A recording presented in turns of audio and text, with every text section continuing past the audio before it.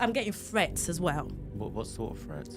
I did get death threats. You should die. People talking about my child. Hope something happens to you. I'm sorry about that. You okay? Do you need a second? No. I want people to see the reality of this. And just like that, the reality podcast is back, baby. I've missed y'all. But look, you know the drill. This podcast is completely unfiltered. All the tea will be spilt.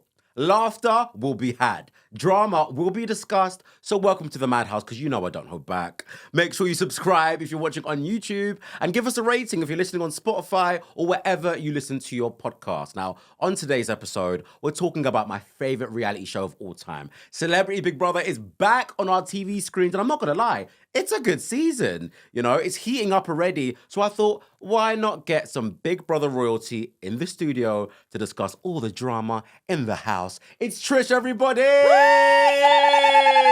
Yes to Big Brother royalty.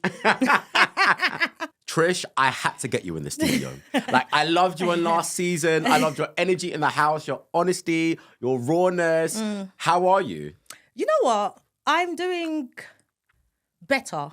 Yeah. I think the more time I have, the more I'm realizing how traumatized I was. And the more I'm realizing how much of healing I've got to do. But you know what? I'm recovering and I'm finding my voice, and I'm happy to be here somewhere where it's quite unfiltered and can allow someone like me to express her views. So, But when you say traumatized, what are you traumatized by? Because I feel like in the house you had a great run. Everyone loved you. Like, you were a fan favorite. yeah, but that when you're in the house, you don't know that.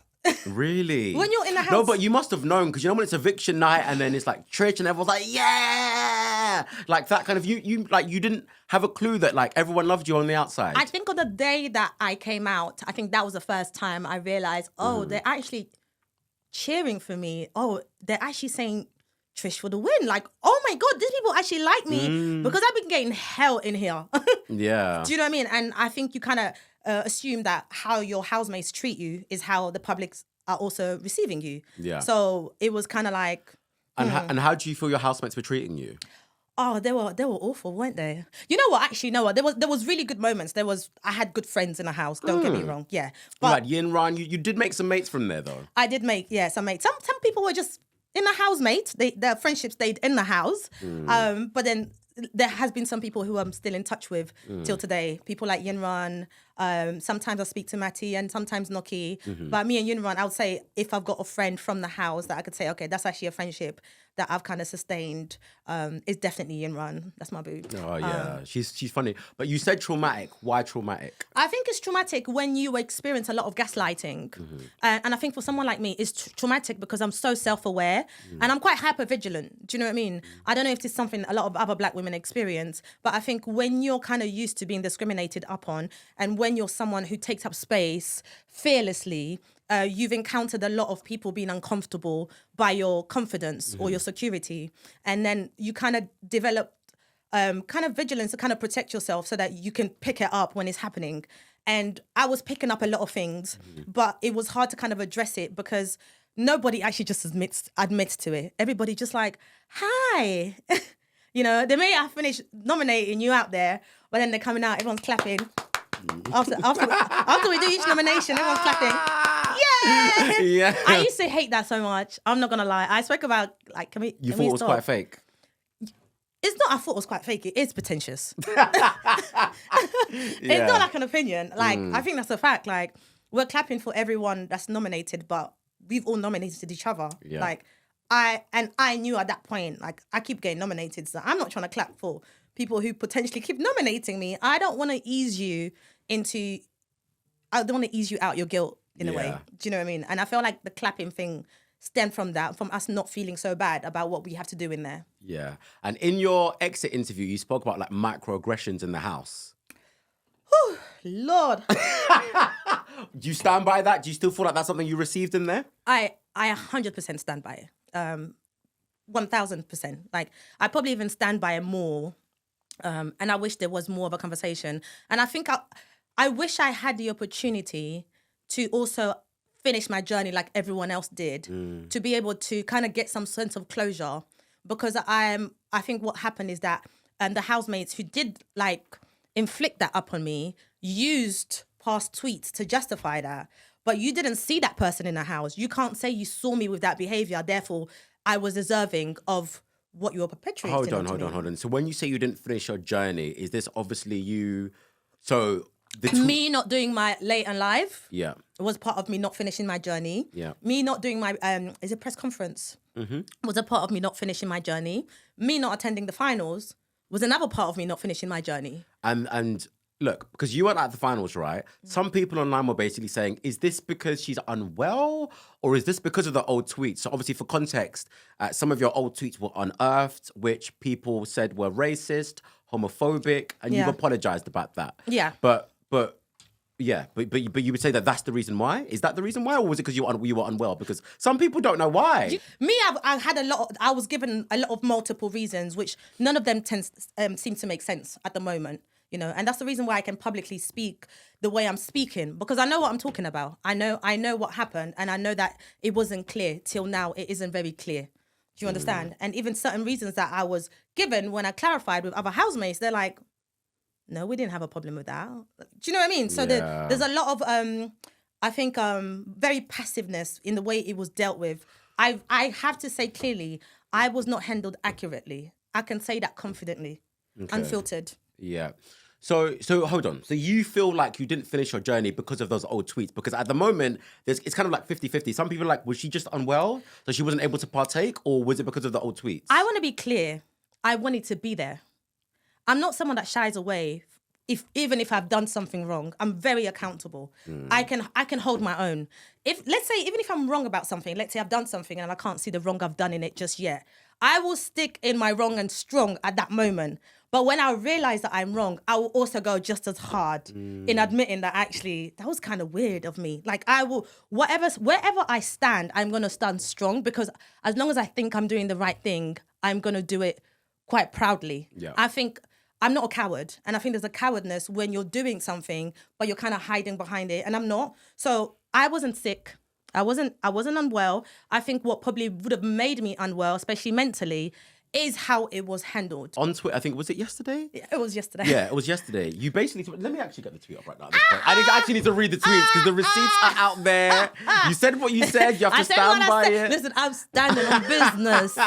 You have to stand on business when you tweet it, Trish. I'm standing on business. I meant it. You have to stand on business. I stand on business. Right. So you said that you were thrown under the bus to cover up failures by alleged third-party companies. And that's obviously you basically talking about the companies which are supposed to go through your old tweets ahead of you appearing on a reality show. Yeah. Now, Trish, some people will probably say, well, girl, you just should have tweeted it. Yeah. Do you know what I mean? So it's like, I don't know, because there's one part here of saying, all right, well, it's their fault because they didn't pick up the tweets. But then there's another part of like, maybe you also should have deleted it yourself before you went on. Obviously, as you don't have those views anymore, maybe before you went on the show, you should have just deleted it. So what do you say to that? You know what? I think there's two parts of this. Don't get me wrong. Two things can be true at the same time. One could be maybe you should have deleted it yourself. Maybe you shouldn't have tweeted it. Maybe three things at this point is right. You should have deleted it yourself. Shouldn't have tweeted it. And it also should have been picked up. Yeah. All things can be correct. It doesn't have to be one or the other. I think first to assume that I should have deleted it would mean that I have to still kind of identify with those views to be like, oh, maybe I tweeted something quite sinister about this certain group, or I said something like, let me look into it.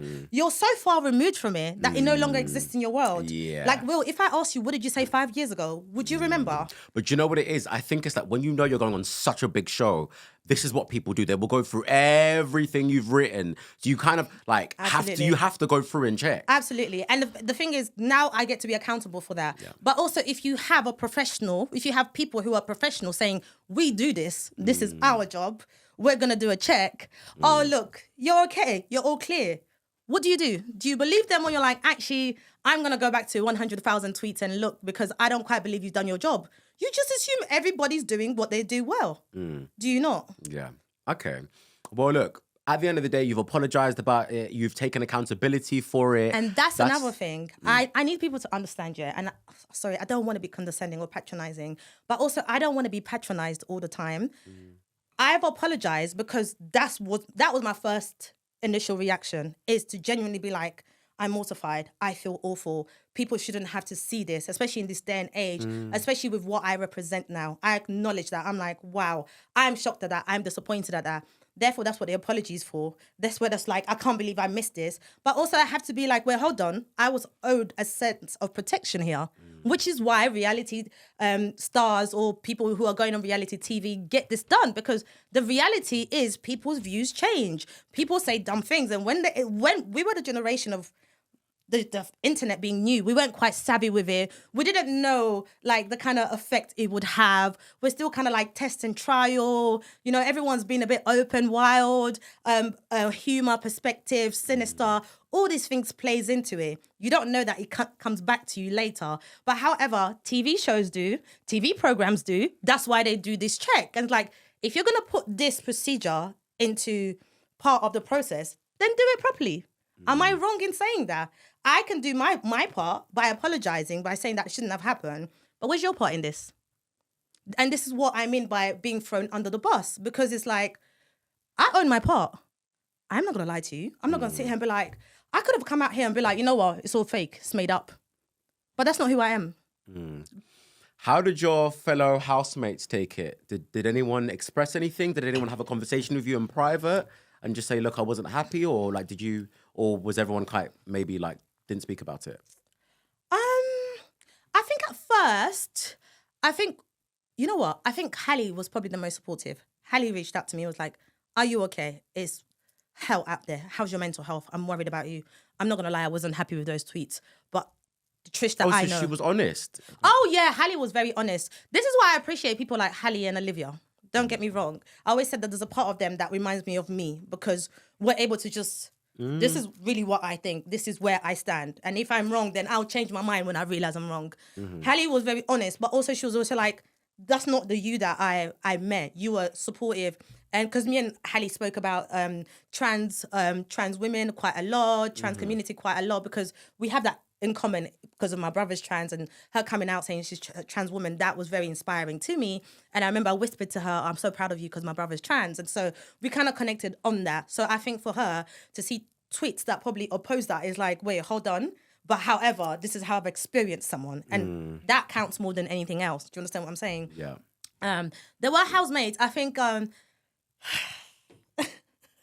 I'm trying to remember to be unfiltered. What about Jordan? Because you and Jordan were really cool in there. Like, did you ever speak to him after that? Did you ever have a conversation with him? I think me and Jordan had a brief conversation on Instagram where I reached out to him. I congratulated him for the win. And he said something brief like, oh yeah, I was kind of thinking about whether to contact you or not. Blah, blah, blah. I think he was quite harsh. I'm not going to lie. He was a bit of a... What did he say? But he was quite harsh. But at the same time, he was like, you know what, just give me time. But obviously, because I learned Jordan as well, I know that sometimes he can come across quite harsh, but then kind of take it back. I think in the house, we had a few moments because we're both quite honest with each other. So we'll give it to each other. And when he said, okay, give me time, did you ever speak again after? No. Did you connect? Did you follow each other on social media? No, I followed him. But then when the time was longer than how long I'd known him in the house, when it was gone past 5 weeks, and then I'm seeing certain stuff, I'm like, now you're just taking a piss. Do you know what I mean? You cannot act like me, the person you know who I am, you know what I've done for you and how I've been there for you.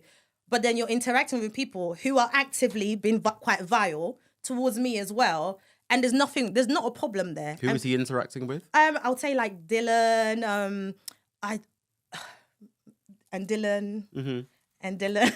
Yeah. I don't know if he interacted with Chanel, but I didn't see that people who were horrible in the house get as much flames and as much energy as people had towards me. So I felt like a lot of Jordan's reaction came from the fact that he, as Big Brother winner, he's got to protect his image as well. That's honestly what I think. And I also want to tell January fans, I don't care what you guys think, except if you're January fan and my fan as well. You guys, you can talk. But I think the ones who are just making noise and full of hate, I'm not interested in that because I got to experience these people. So I'm going to speak on that. I think with Jordan, it felt more like his reaction came from the fact that he has a certain image to protect. And I say that confidently because the certain conversation that I had with Jordan in the house in regards to Henry, again, I don't know how much of it made it, but when I'm kind of like telling him off or being like, listen, you can't keep playing with someone's feelings like that. And then he'll do that. Oh gosh, such a horrible person. I know. And I think one day he said something like, oh, what are the viewers going to think? They're going to hate me now. Something along those lines. And I was like, Jordan, you do what's right by your friend and the viewers will follow when you're doing the right thing. But obviously at that point, I kind of became a bit more conscious that, oh, he cares about what the viewers think as well. So with that in mind, when my stuff's happening, I'm gonna go back to that moment. Like, he's conscious. Do you know what I mean? Like, he may want to be naturally tactful because you are the Big Brother winner. There's a lot of responsibility. Heavy is a crown. That's fine. But I also get to say, actually, you prioritize maybe your reputation over my well-being. It may be selfish of me, but I still get to say it if that's my truth. And so I felt like that was more guided by that. Henry was more receptive, more open in the beginning, very encouraging of, oh, Trish, I just give Jordan time. You know how he is, blah, blah, blah. And then he ghosted me. But apparently I'm not allowed to call it ghosting. Even though it's called ghosting, you can't call it that because that hurts the people who ghosted you's feelings. Really? So when you say he ghosted you, in what way? He just never responded? He never... He stopped responding. We were supposed to meet up, and then he forgot that he was supposed to meet up with me. Again, I don't know if that was genuine. When you say he forgot, did he message you on the day? Like, what was the situation? No, I just messaged him on the day. I was like, oh, we organised to meet up because I think I had a meeting that day in London anyway. Even when we organised to meet up, I was like, look, I'm coming into London on this day. I'll meet up with so-and-so and then I'll meet up with you after. Yeah, cool, yeah. Can't wait to see you, blah, blah, blah. But it was kind of like, we're going to talk about this when we see each other in person. Because on the phone, unfortunately on the phone, looking back, I probably should have spoken about me more. But again, I kind of let Henry speak about how they're experiencing the outside world. We talked about them, because I thought when I see him in person, then we'll talk about my experience. And he was very much like, oh my gosh, Trish, it was just shocking to see the tweet because you're the most woke person I know. I was like, I understand, but I can explain a lot and so on. And it's like, okay, cool, let's talk in person. But we did have like a good hour conversation. Yeah. That's why I was shocked after when I'm like, wait, hold on, you're just gonna... What happened? How did that make you feel? It made me feel like shit. It absolutely made me feel like shit. And it made me paranoid because I was like, oh, okay, now I'm thinking, are you doing this because of Jordan? Because you were pretty much open and telling me just to give him time. Now you've gone quiet on me. You're not responding to anything and kind of ignoring me with him. But I'm not allowed to speak on that because then people get angry. Like, no, I get to express that if it's happened. Do you know what I mean? And then at the same time, I think what I found really fake was, whilst you're doing this to me, ignoring my existence, constantly interacting publicly with people who were very harsh to me in the house, but in like public posts, you're like, oh, me and Trish are sorting out things in private. She's so lovely. Why don't you say that to me then? Were you actually sorting things out privately? No, that's the thing. We wasn't talking. Like, you iced me out. Damn. So that's why I'm like, so now I'm looking at that, I'm like, and then everyone's like, oh my God, that's so sweet. Look, they said they're sorting out things privately. And that's not true though.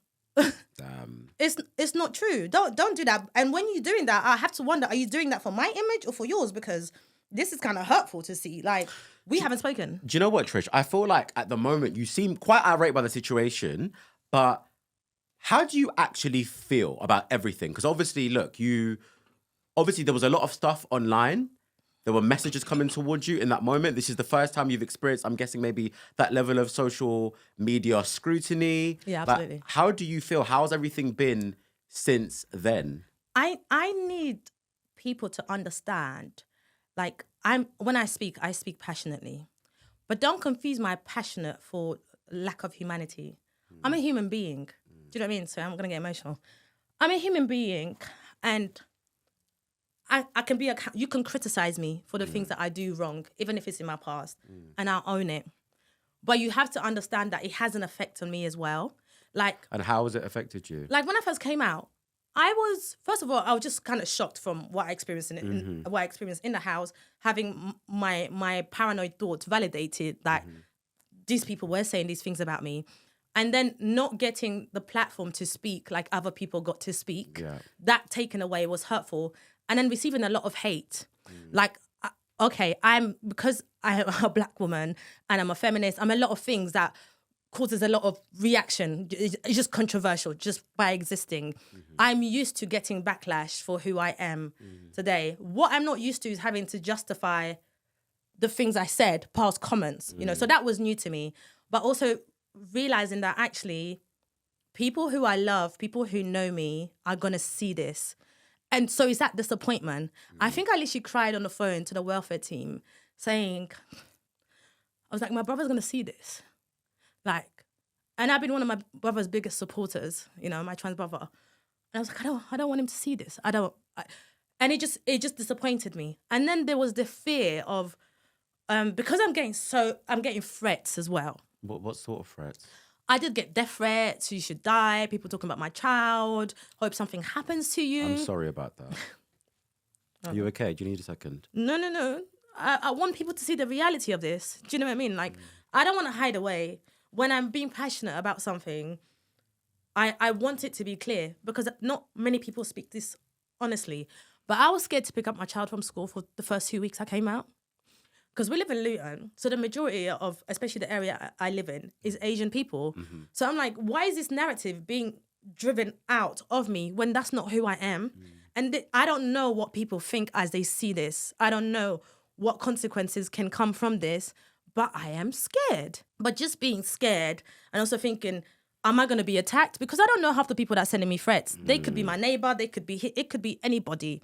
And I remember when I finally was brave enough to do my son's school runs, I was really scared because his teachers, a lot of his school are Asian. You were scared to do the school runs? I was mortified to do the school run.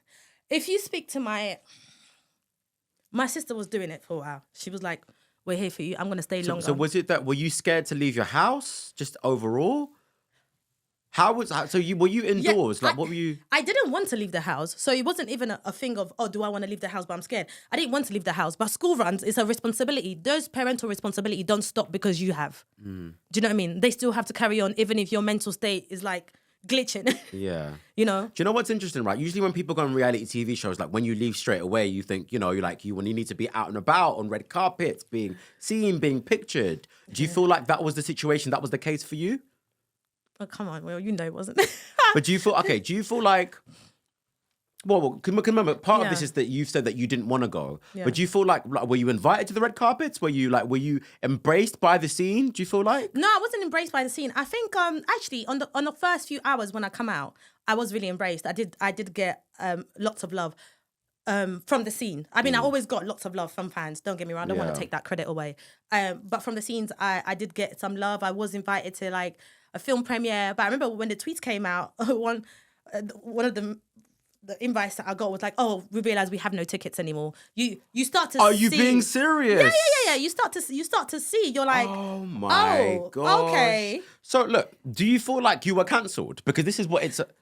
What do you think? Like, is this? Were you cancelled? Is it? Because look, at the end of the day, Trish, you have a lot of fans. Okay? No, I do. Like I said earlier, right? On the show, people loved you. Yeah. Even when you came out, like I saw all the Big Brother super fans. Like we love Trish. I know you did like a Trishmas party where there were loads of Big Brother super fans there. Yeah. Like people still love you up to this day on TikTok and everything. I think I'll be taking away credit from the impact I made if I say I was cancelled. Yeah. I would say there was an attempt to really cancel me maliciously. And why do you think that then?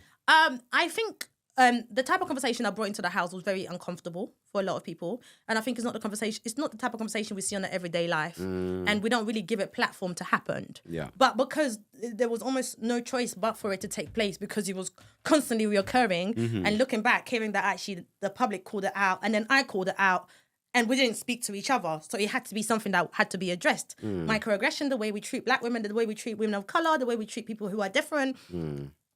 I think I challenged a lot of things with my existence in the house. Excuse me. And rightly so, some people don't want to talk about that. Some people are guilty of that in real life. And they don't want to see that being reflected upon themselves. And some people want to be able to carry on discriminating without someone making it all about race, as they say. And there I am, making it about race. I'm like, hey, I'm black. And people are being mean to me. Some people don't really want to take onto it. So then I think someone even called me a black Karen. I've not heard that one before. No. Listen, I've seen messages, but a black Karen. Exactly. Yo. I'm like, so how can I be making up something that you see happening? Do Do you know what I mean? And so Wow. I think heavy conversations that kind of trigger people Yeah. can cause people to be quite malicious. And you were vocal on Twitter yesterday about Gary Goldsmith, who's obviously just entered the Celebrity Big Brother house. You said you feel like he shouldn't have even been in there. Why? Well, if I can't attend my late and live and all these other stuff because of past comments, but then there's someone who has a history of that and seem to kind of carry on want to discriminate or be perpetuating a sense of microaggression, why is he in the house? And he's not a celebrity, most importantly. Hold on. No. Everyone's been saying this on TikTok. No, he's not a celebrity. You should have just had one of us, the Big Brothers. Just put me back in there then. Do you know what I mean? At this point. Just put me back at this point. No. What are you doing? Oh my gosh. So wait, what's his relation to the royal family again? He's Kate's uncle. Kate's uncle. Yeah. Kate's uncle. But he's obviously got on the show and he said that, Sharon Osbourne asked him, why did you accept the offer to come in here? And he said that he wanted to change the way he's perceived in the press. Do we feel like he's doing that at the moment? Personally, I didn't even know he was in the press. No, this. I can't. I didn't. No. I did. If he didn't tell me he was Kate's uncle, Please.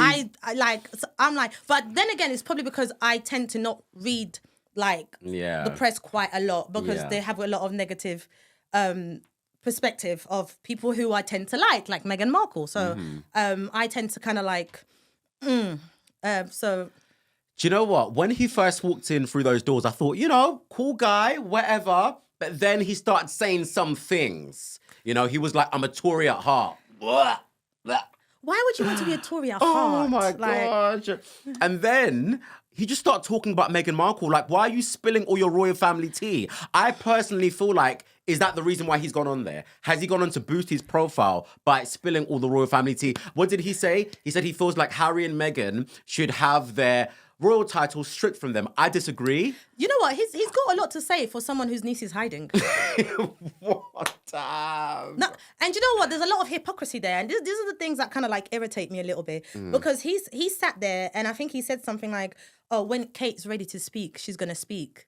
So you do respect Kate's privacy. You do understand that some people are entitled to privacy and should be able to vocalize within their own time. Why is that not extended to Meghan? Yeah. Or why is Meghan penalised for speaking in her own term? I just don't understand. Meghan Markle is minding her business in the States, okay? But people love to keep her name in their mouth Did you for see no the reason. part where he said he's actually never met her? That's the part that got me. So I'm like, so you have a lot to say for someone you've never met. You've never met them, but you have so much to say, and you don't understand why they get to tell their story in their own time. But then you tell us your niece is going to come out and tell her story in her own time. Like, why is there one expectation for one, but then one is not allowed that same kind of grace and timing and opportunity? Like, he's got to go. Sorry, uncle. He's got to go. Well, he's up for eviction this week because Sharon Osbourne put him up. What are we thinking? Do we think he's going to go this week? Do we think he's going to go? I'm hoping he goes. I think sometimes with the British public, you never know how they'll vote. It could go either way. Yeah. But I know I'm going to be voting for him to go. I think, do you know what? Oh, no, his vote is saved now, isn't it? Yeah, but do you know what it is? Yeah, I think with him, it's like, obviously, remember, I don't know, like Sharon brought in every single person who was at risk, David, Zizi, and him, right? Now, he was just like, oh, I don't want to be a celebrity. Hello, what show are you on? Celebrity Big Brother.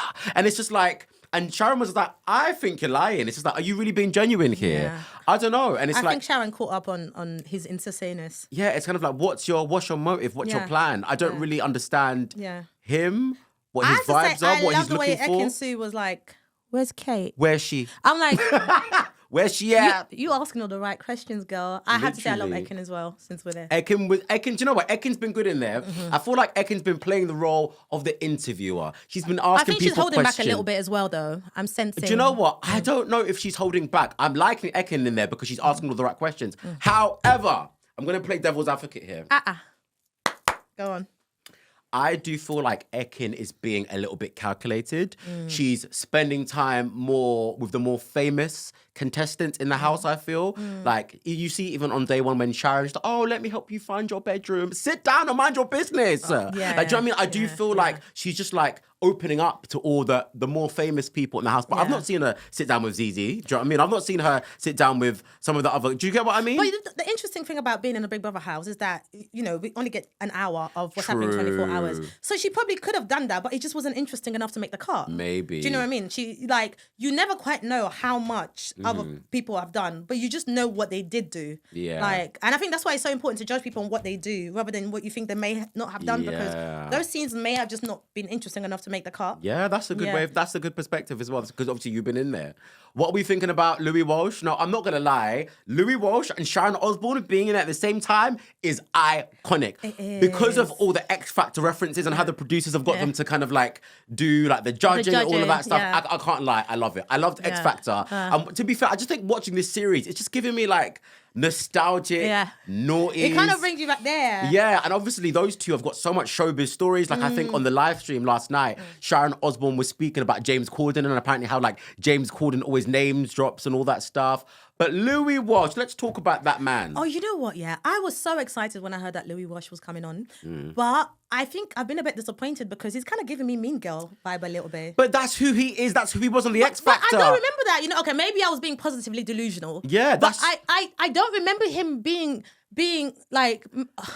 Maybe it's an adult in me. I'm just kind of like, that's kind of me. Remember, the vibes of Louis Walsh on the X Factor, I mean, the vibes of all of them was very like, it's cutthroat showbiz. It is. And I think that's the identity he's kept. We've obviously not seen him in TV in years, right? That's the identity he's kept. And like, I remember when they were kind of like choosing on like, oh, who to put in the fire or who to put at risk. And the way he was like, ZZ, I don't know her. Yeah. And then when he actually met ZZ, he was like, oh, what show are you on? Now, I just felt like that was a little bit condescending because it's like, you know, this is Celebrity Big Brother. Yeah. You should not be sizing people up on like in their resumes. Like, allow people to come and tell you. Because how many people did you ask that? Exactly. Did you ask everyone that you didn't recognize? Did you ask everyone you didn't recognize? But it also seemed like Louis did do his homework though, because people would walk in and he'll be like, oh, that's so-and-so from so-so. Oh, I know about that person. Oh, I don't know. I feel like he would have been told. He even let it slip that he knew that Sharon was coming in. Oh, do you know yeah, that? I remember it's like, I was like, Louis been using Google. I remember he's like that. on his job. Yeah. Now, do you know what? I do feel like ZZ kind of clocked the energy. She did. Because remember the scene where ZZ went up to his bed and was kind of like trying to have conversation with him and all of that stuff. I was like, sis is being smart here. But I'm like, in my head, I thought, is she just begging it with him because she knows he has the power? Because in that moment, I guess in that moment, she probably didn't know, why is it that he's able to choose that I'm at risk? Yeah, She probably thought, let me be nice to him. Yeah. So she went, and you could even see in her body language, by the way, Trish, see how she knelt down by the bed? Yeah. That almost, I feel, signified the fact that she's trying to, it's like, let me in, accept me, like, talk to me. And then after she went to the diary room, and obviously... And she said that he's a danger zone. Yeah. I'm like, well, you were hella nice to someone who's a danger zone. Exactly. And they were speaking about Real Housewives of Atlanta. And then Big Brother must have been like, all right, well, you know, who would you put up for eviction? And she said, you know, Louis.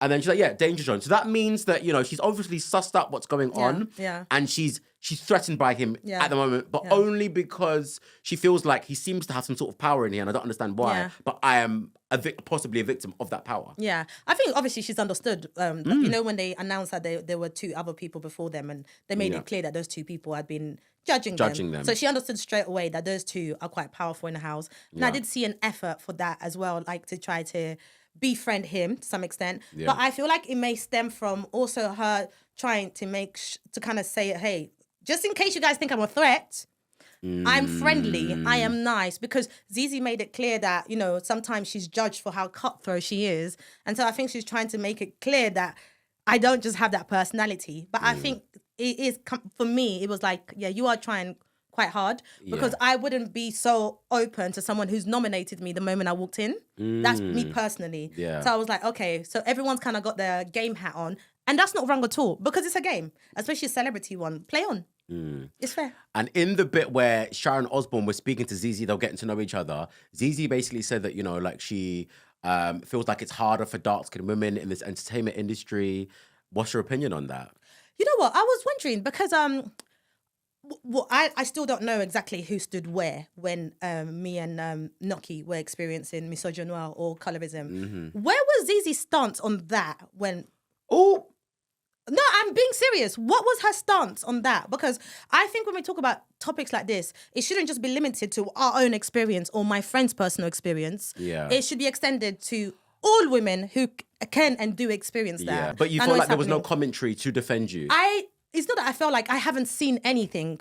And also I knew of Zizi Mills before I went into the house. And I'd always known that she's been quite vocal about colorism. But I tend to find that it's always limited to her personal experience, not really extended to other black women when we experience it in such big spaces. I know that there was some late in lives, and I have been told where there was quite a few iconic black women that I really look up to. Yinka Bikini, there was I think Charlene White, and there was I'm forgetting someone else, but there was someone else in there, and they were quite vocal about, the labeling and whatnot. I still need to watch that late in life properly. Yeah. But it would be nice to see black women speak of these issues when it doesn't just concern them, when you see it happening to other fellow black women. Do you know what I mean? Yeah. Because it's powerful to come in and have that conversation with Sharon, but it's also powerful to also point it out when it is happening outside of you and your friends outside the club. Yeah, so defend it online, basically. Defend online everywhere. If that's what you say you're about, that's what you're about. When I say I'm for social justice, when I see an injustice socially, I speak up. Yeah. It doesn't have to affect me personally. There was moments in the house where I stood up for Kerry, or where I thought, that's unfair. Kerry shouldn't be going for that. She didn't like me. I know she didn't like me. But I don't like that behavior, so I'll speak on it and say, I'm not comfortable with that. Do you know what I mean? And I think you have to be consistent and not just limit those things you speak about to you and yours. Okay, cool. What are we thinking about Levi Root saying he has 8 children with 7 different baby mamas? Now, Mother's Day's around the corner, This guy must be like Santa Claus, dropping into that mum, dropping gifts to that mum, dropping gifts to that mum. It's a madness. You know what, yeah? I was like, okay, that is quite shocking. But at the same time, he comes across really charming. I love that guy. Yeah, he is vibes. I'm like, of course. Let him cook me dinner. Like, I'm here for it. And he's got such a nice smile as well. Yeah. So I wasn't surprised, but I also thought, you know what? There's a lot of things that like a lot of things that men used to get away with back then that it probably wouldn't slide now. I think there's a certain generation, you hear something, you're like, yeah, of course. Yeah. This would happen then. But in this day and age, I don't think you'd be quite able to get away with that. Yeah. But also, if you're in a public limelight, you are more likely to live that kind of like wild lifestyle. Exactly. If he sees it as wild, I do. Exactly. Who's your favorite housemate at the moment? Oh, I've got 3. Okay. Okay, go on. David. I love David. Go on. You go first. Okay. You go for it. Yeah, go for it. I love David because David, he owns who he is. He knows who he is. And I feel other housemates feel intimidated by that. Yes. But wait, when he came in, and I just thought he had like really short shorts or skirt. Apparently he had no trousers or whatever. Whatever the case was, I was like, oh, me and my slutty style, I like that. He likes to show off legs. I have nice legs I have to show off. I like that. I like how he owned it. Yeah. But what I didn't like, but also I understood, was how other people were quite intimidated by his confidence. Do you know what I mean? I saw Louis and Sharon kind of behaving that way. Sometimes when someone expresses a sense of freedom that you lack within yourself, you kind of feel a bit resentful that they have it. Yeah. That's what I felt like the vibe I was getting from the two of them. I'm like, do you guys really not like him? Or do you guys think because you wouldn't have the audacity to do it, that he shouldn't either, or the fact that he has is a problem? But I liked how open he is. I like how he owns himself. He's also very like, yeah, listen, I'm opinionated. I may not like some people's opinion. And he reminds me of me in a way when I think someone was saying something about we all like each other. And he was like, yeah, but for now. Yeah, because that's the truth. That's the truth. That's literally something that I said when people were like, but we're all friends. I say, we're not. I don't know you guys. And the way things go in here, people don't all stay friends. And that was the reality. Do you know what I mean? A lot of people come out and they're like, I didn't know this person was saying this about me, because that's the truth. Do you know what I mean? So I really like David. Yeah. So far, he's my favorite. He's someone who I know I can trust you because you're a straight shooter. And so am I. I like you and I see you. Yeah. I also like Fern. Yeah. I love Fern. Fern is giving me very mummy, comforting. And she's also still got that interview style where I think she's pulling stuff out of people. She's so good. I forgot to mention that. But did you see Gary trying to get the tea on Philip Schofield in This Morning? Oh my God, did you not see? No. So basically, Gary was like, "Oh, what do you think of the whole situation?" And then, but look, you have to talk about your niece first. Yeah, she basically give and take. It's a game of give and take. But she kind of ended up. She didn't say his name, obviously, but she kind of ended up saying, imagine he was thrown in this house, and she's like, "That'll be my cue to go." So it's she's not. She's clearly not happy. She's not feeling it. She's not feeling the vibes. I hear that. I love her, and I love how she's exploring and talking to other housemates, and I think she's doing it in a way that Louis probably should follow suit, because she may just be asking, where are you from? But she's not asking like that. She's asking in other ways. She's getting to know people. She's humanizing them in the way she's getting to know them. And I really love that mummy comfort that she is giving them. I really like that about her. And I also like Marisha. Yes, I love her energy. You know what? Being a joyful black woman is revolutionary. I love her energy. Let me repeat that again. Being a joyful black woman in the industry is revolutionary. Preach it. So when she walked in there with her happy self singing, and I was like, I love her. Yeah, I want to know more. She's vibes. Like I personally won't like someone singing all the time, but you do it, girl, because that's who you are. Like I like that about her. So I would say definitely them three. I genuinely like Ekin-Su anyway, because I loved her from Love Island, but I would like to see more. Yeah. I want to see the actual Ekin-Su that we know. Yeah. You're right. Do you know what? Earlier on, you did say that kind of like maybe she's just like containing it all a bit. Yeah. She needs to let loose and kind of like be the Ekin-Su that we all know. Yeah. But also she may be quite traumatized from the breakup and stuff, because I know she mentioned it a little It's bit. It's a lot. I think sometimes when you're processing something big that's happening in your life, it's hard to give the best of yourself to other people. So, but hopefully as we go, we'll see more. Yeah. Do you know who I think's also going to be quite good in this, who I've actually met before several times? Colson Smith from Coronation Street. Oh, you know what? I don't know much about him. I think he's going to be really, really good. So like from like meeting Colson and speaking to him, I think he's actually quite like a really friendly, quite a soft and vulnerable character. Okay. He's been quite vocal on social media about like he's like lost a lot of weight and like kind of like focusing on his health and stuff. He's just like feel good vibes really. So I feel like it would be nice to see more of that. Yeah, I feel like as the days go on, we'll see a little bit more of Colson as well. Like I'm all here for it. Yeah. Do you feel like it's too early to say which housemate is a little bit calculated, which housemate is kind of like playing the game a bit, like which housemate is playing their like their game of chess? It's not too early. I think you can pick up on housemates like that quite early. I mean, I picked up on the first few days in the house I was in. I was like, okay, this one. And who do we think? Well, I sorry to say this, but I feel like Louis' mean girl act was an act a little bit. And then I think when it's not working, then he goes back into, oh no, I wasn't, I was just joking. I think like when he spoke to Lauren, he's like, get off my bed. And then I think someone... Yeah, why did he do that? I don't know, but someone was like, that was too much. And he was like, oh, no. Yeah, I'm just joking. It was like, kind of completely backtracked. I'm like, was that for entertainment? Like, is this a performance? Like I said, maybe I don't remember Louis in X Factor being quite mean, because I remember him being quite gentle. I know sometimes he had weird humor, but I remember him kind of being like, oh, Louis is someone I'll definitely hang out with. But in the Big Brother house, I'm like, oh, you're being kind of mean. And then Two-Face as well. Like, you really did encourage Sharon to choose Zizi, and then you turn to Zizi and you're like, oh, it wasn't me. Why did he do that? He literally lied, like, we saw you on camera. Literally just, no, put her. No, but it's so funny because you know what? I think you forget that you are on camera sometimes. Really? The way people be backtracking and lying, it's actually quite shocking. So it's easy to forget in there that you're on camera? It's actually easy to forget you're on camera, unless you're just conscious that you have to maintain a certain persona. You can forget. But that's hard to keep up for weeks on end, though. And that's why you get to see people lie. Because you're like, did you forget that? You can't. Did you forget that we saw that scene of you? Because it's hard to keep up. It's literally hard to keep up, but Big Brother's watching. Big Brother's always watching. So what's next for Trish? Oh, you're doing your podcast. Tell us about that. What's it going to be about? Okay, so I'm working on my podcast, putting my podcast together. I can't say too much because I don't want to limit myself as well. Of We're course, still kind of putting the ground in. But we're definitely going to be having interesting conversation. We're going to be doing a lot of self-help. We're going to discussing social issues, controversial stuff, or what's deemed as controversial. We're going to get educational stuff. Trish's unfiltered opinions You're as well. You're going to get my unfiltered opinion. You're going to because I think the thing about me as well is I'm very forward, and sometimes I can make people feel uncomfortable. So I guess I have to create my own platform, give myself my own platform where I'm able to do that and express that freely. But yeah, that's something I'm looking forward to doing, and I'm really excited about doing that. What else?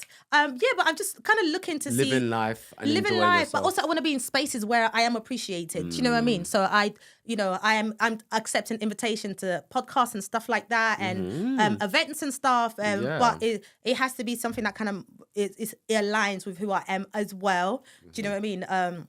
So yeah, working with my agent, my talent manager to kind of get work out there. But I'm doing things differently. I'm doing things with my own time as well. Like I said, my experience coming out was very much different to all the other housemates. Yeah, I am taking my time, but I'm also working. I'm also a mum. Yeah. I just want to highlight that. So it takes a lot of my time, especially being a mum to an autistic child.